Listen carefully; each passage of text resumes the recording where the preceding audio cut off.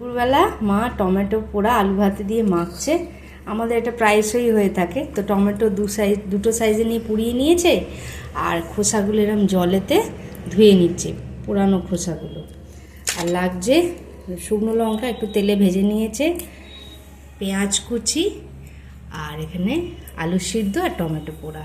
এটা দুর্দান্ত হয়, আমার তো খুব প্রিয়, মানে আমাদের বাড়ির সবাইয়েরই প্রিয়। এইরকম টমেটো পোড়া মাখা হবে, ডাল দারুণ লাগে, বা ঘি দিয়েও দারুণ লাগে, বলো? ঘি দিয়ে খেতে এটা আমাদের খুব প্রিয় একটা খাবার।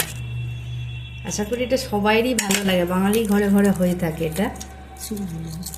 এটা গোটা শুকনো লঙ্কা, কেউ কাঁচা লঙ্কা দিয়ে খেলে খেতে পারে, কিন্তু এটা শুকনো লঙ্কা দিয়ে খেলে বেশি টেস্ট হয়, ভালো লাগে।